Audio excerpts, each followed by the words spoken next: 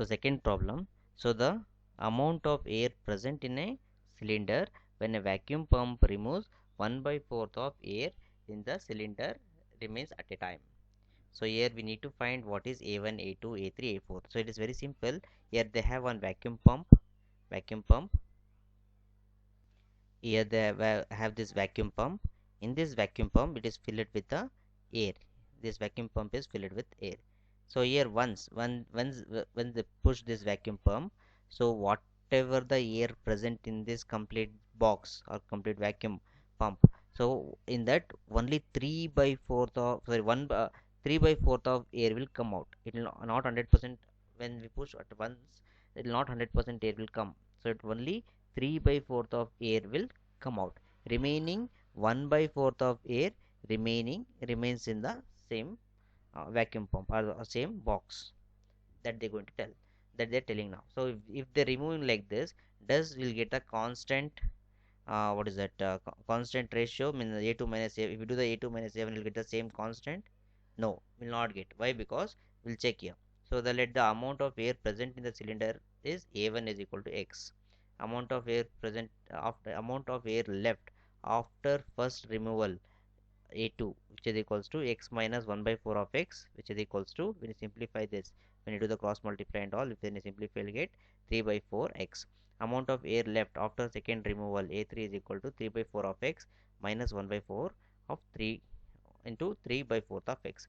So this is nothing but when you simplify, you get 9 by 16 into x. Okay, now even that a4 also the same. So now we got a1, a2, a3, a4. Now check whether what we got a1, a2, a3, a4 is a ap or not. How to find? Just very simple. We need to find the common difference. If the common difference are same, so then it is an ap. If it is not same, it is not an ap. That's it. Now you see that if we do the a2 minus a1, a3 minus a2 and a4 minus a3, so you may see that common difference between the terms are not same. If the common difference between the terms are not same, that therefore it is not an AP. I hope all of you understood. Okay, next problem.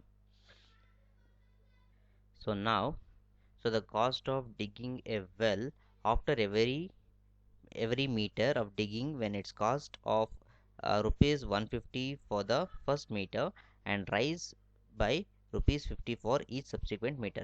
So what they're telling, so here it is what is that some road is there, something is there, so they want to dig in the sense they have to take the sand whatever is there out, so they have to dig.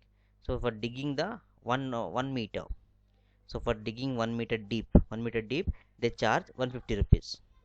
Suppose they want to dig, we want them to dig to second meter. What they'll do? They'll not charge 150. They will charge 50 for subsequent.